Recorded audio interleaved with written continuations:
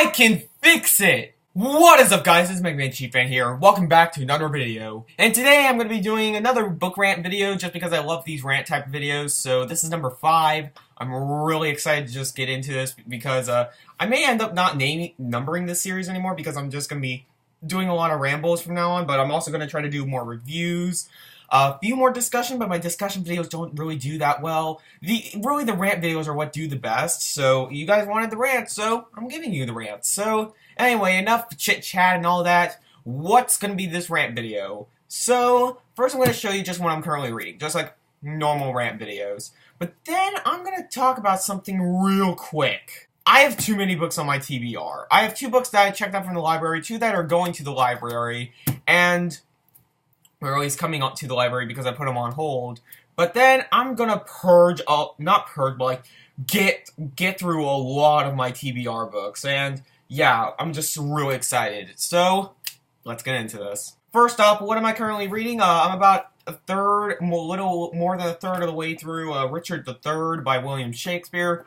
It's good. Yeah, just good. I'm not loving this like I thought I was going to, but really it's just the main character. Oh, what a jerk this guy is. He's just a complete idiot. And just mean-spirited, and he's kind of bringing down the whole play. Just, it's alright, I guess. It's nothing amazing. Actually, no, it's not alright. It is good. It does have brilliant language, and the other characters are just fine. It's just, God, do I hate this main character. And just, no. Richard III can go jump off a cliff. He can just do anything but become king. He's awful.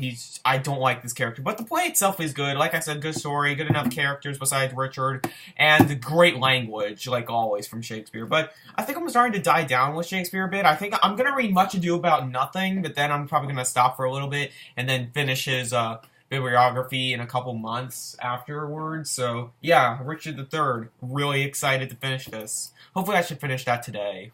And the next book that I read is going to be my project for the remainder of the week, even though this is Friday, so pretty much the weekend, and that is Stephen King's Under the Dome. I read all this morning. I was just powerhousing through it, and which is strange because I don't think this book is amazing so far. Yeah, you heard me correctly. I'm not absolutely loving this book. It is good, though. I will say this. It is definitely a good book, but if it ended right here, it'd be like a 3.5 out of 5 stars. I'm not even joking. But it's good enough for me to continue it. I am liking what's happening right now, but the characters aren't as memorable as someone like Jack Torrance or Paul Sheldon or some of the other great characters.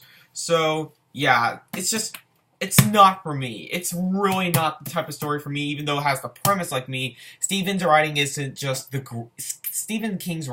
the greatest here. So, yeah, it just drags out way too much. Way too much. So, yeah, Stephen King, he's not really I was about to say he's not my favorite, because he is one of my favorites, but this is not one of my favorite Kings. That's what I was meant to say. Alright, now we're getting on to the pile which is the books I'm planning on reading first from my TBR, so let's get into this. Alright, first one is All Quiet on the Western Front by Eric Maria Remarque. I kind of remember saying that name more fluently, but All Quiet on the Western Front, I think this is about like World War I, I think. Yeah, German Army of World War I, it says on the back. It's really short. I should probably get through this pretty easily. I'm pretty much ending my initial thought on, the month-long books. Not, the majority of the books I read this month aren't going to be long, but I'm going to try to get through a lot more long books this month than I usually get through, which I've already done, because Under the Dome's my 3rd really long book, so that's good.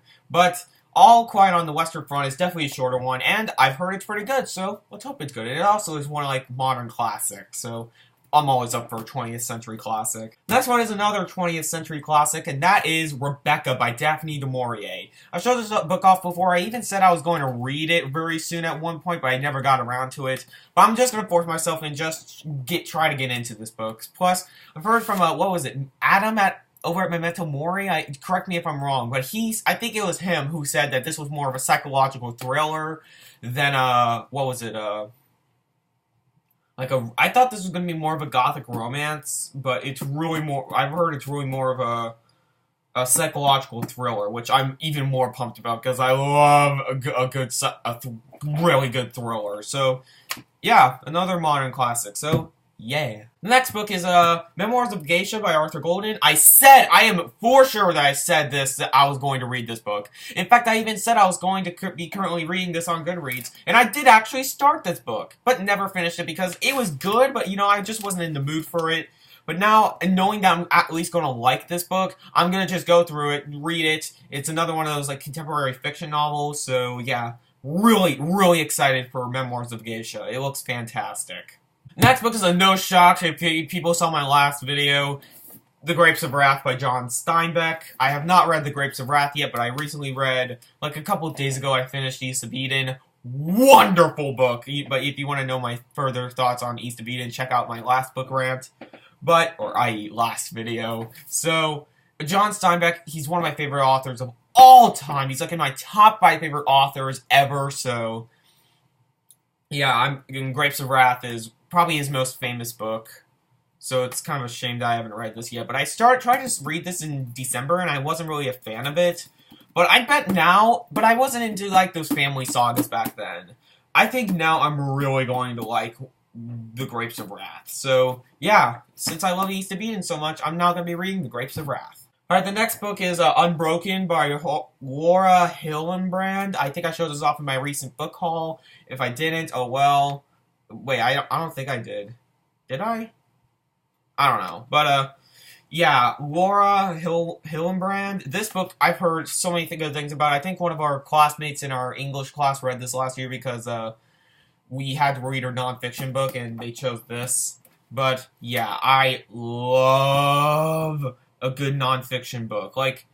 Angela's Ashes, The Glass Castle, I know those two are memoirs, but then The Devil in the White City. This was more related to more like The Devil in the White City more than anything because it has that type of style of book. But it looks way longer than it is. It's only about 400 pages, but there's loads of extras, 500 pages of extras, so yay. I'm not going to read the extras, but yeah, because it's pretty much just an index and resource references, so I am really pumped to get into Unbroken. I've heard it's horribly tragic, yet absolutely brilliant, and it's about World War II, so yay. Alright, the next book is a novel, The Art of Fielding by Chad Harbach, I think is how I pronounce it. Yay. This is about college baseball, and it's the careers of with players that have high potential are ruined, and it's just, it sounds awesome. It has, whenever there's college students, I now have vibes of The Secret History by Donna Tartt, which I need to explain real quick. I raised that rating up. The Secret History really stuck to me. It really stuck with me. It just was great. I loved it. I can safely say I loved it now because all the pretentiousness just went away. So, yeah. The Art of Fielding by Chad Harbach.